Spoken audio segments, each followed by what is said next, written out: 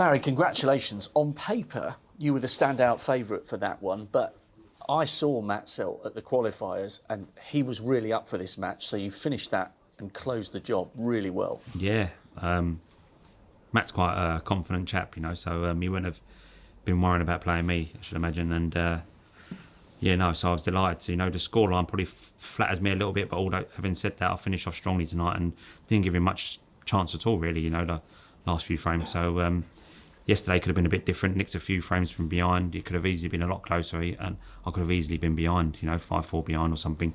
So, you know, to get out 6-3 yesterday was, I was over the moon with that, and I was determined to concentrate hard tonight and play well, really. And I guess in the darkest recesses of your mind, you were conscious that it took you all the way to a decider from 7-2 down 6 years ago. So you knew that if the balls went his way, he had the opportunity to put you under pressure. Yeah, 100%.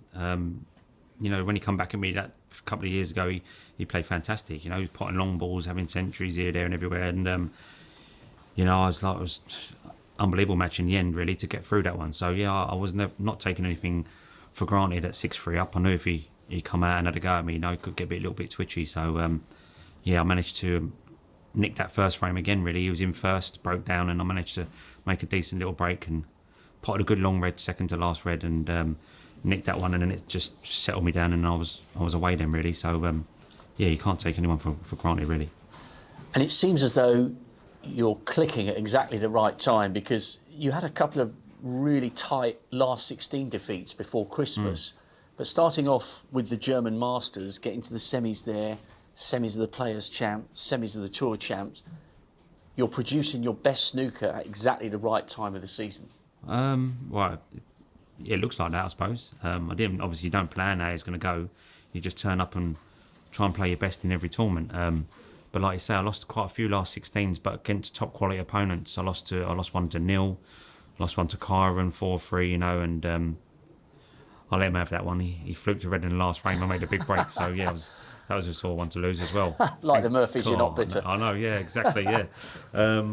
Yeah, I lost to Sean in one quite late on. So yeah, I mean, it's tough, especially against them short matches. You don't get much breathing space at all. So yeah, no, to get to them semis and them 3 big tournaments was obviously pleasing, and obviously good for the ranking as well. Massive match now against Kyren Wilson, and you had an epic 2 years ago. And is that a match that you feel kind of slipped away from you? I think you were, 6-1? You had a really sizable lead in that match, and he clawed his way back. Yeah, I think I was 6-2, but I played unbelievable the first session. I can't remember how many centuries we had, but played really well. And then not so well the second session, but I only lost that 5-3. And then in the last session, you know, I didn't do that much wrong. I can remember it was a great game, and Kyren played some unbelievable balls and made some fantastic breaks. So I wouldn't say it was one that I let slip. He played really well, and it was just one of them things. So you know, I'm gonna have to play as good, if not better, you know, to get through this one.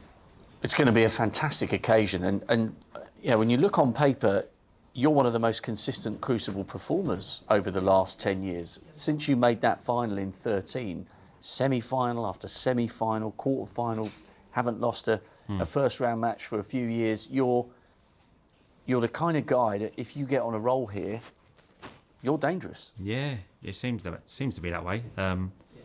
It's just all about confidence, you know. It's just, if you've got a bit of confidence behind you and you start playing well, then you can get on a little bit of a roll.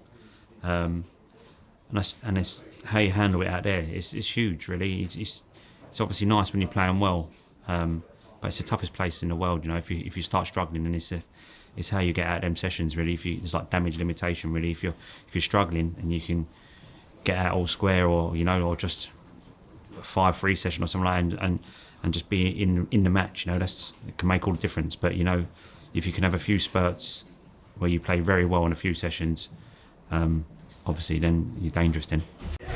Betfred, proud sponsor of the World Snooker Championship.